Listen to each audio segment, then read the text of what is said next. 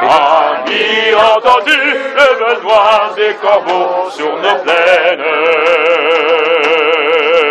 Amis entendu les cris sourds du pays qu'on enchaîne.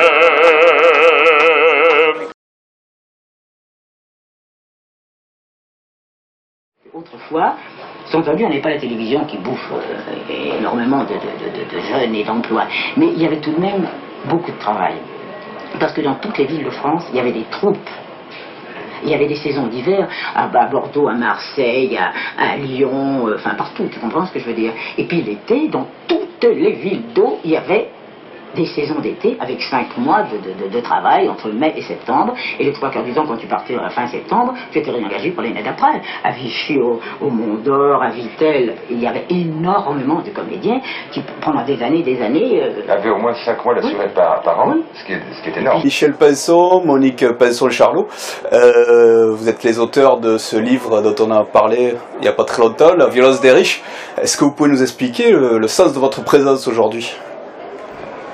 Eh bien, nous sommes ici pour défendre d'autres idées que celles défendues par le gouvernement actuel, c'est-à-dire des idées qui remettent en cause la puissance sans limite du capital, de la finance, sur le sort des gens qui travaillent et qui sont de plus en plus en difficulté. L'idée serait de créer en effet un SMIC intermédiaire qui permettrait, sur une période déterminée, transitoire, temporaire, de pouvoir franchir cette marche d'escalier par un échelon intermédiaire.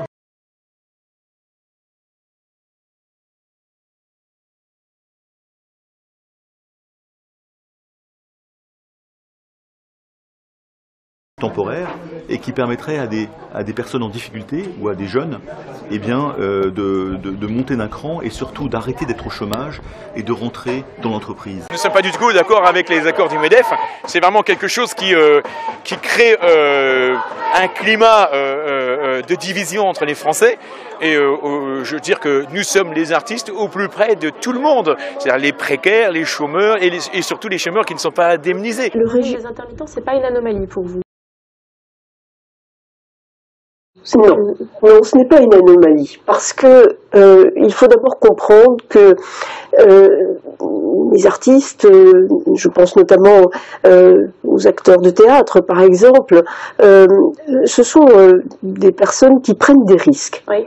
Et en plus de cela, ce sont des gens qui sont les ambassadeurs de la culture française.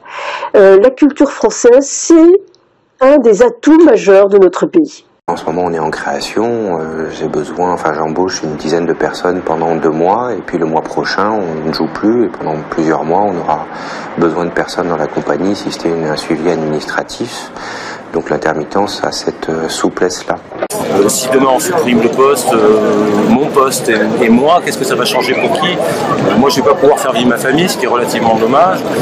Et en même temps, je pense qu'il y aura des spectacles de moins bonne qualité avec des gens de moins en moins compétents. Nous n'acceptons pas de discuter sur les bases d'une éventuelle suppression ou non de l'intermittence, mais qu'au contraire, nous avons des propositions à faire pour améliorer l'intermittence. Solidarité, ça veut dire quoi?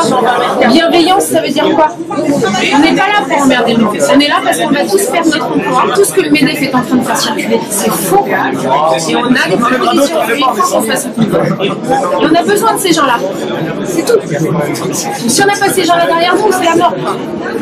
Oui, nous allons mettre en avant la solidarité et l'innovation parce que ça va ensemble. Mais la proposition à laquelle il n'a pas été répondu, donc, qui existe toujours, c'est un local dans le 20e arrondissement. 80 mètres carrés. Non, 32 mètres carrés.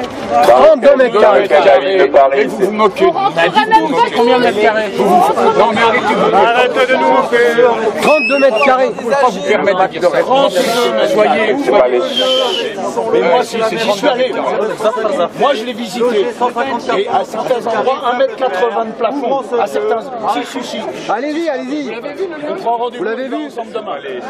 Mais moi, je les ai vus. Ouais, vous n'avez pas les chiffres, mais vous ne l'avez pas vu. Alors, listez les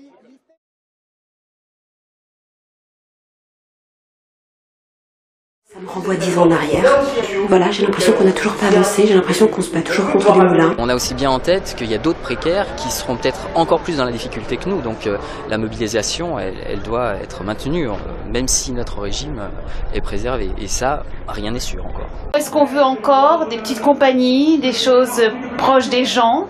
Moi, j'interviens dans les hôpitaux pour enfants, je crée des spectacles pour les enfants et j'y trouve un grand intérêt. Je crois que c'est essentiel qu'il y ait des propositions artistiques proches des gens. Nous sommes le pays au monde qui consomme le plus d'antidépresseurs et nous, les artistes, si on ne nous soutient pas dans nos revendications pour les autres, c'est-à-dire que ce n'est pas uniquement pour nous.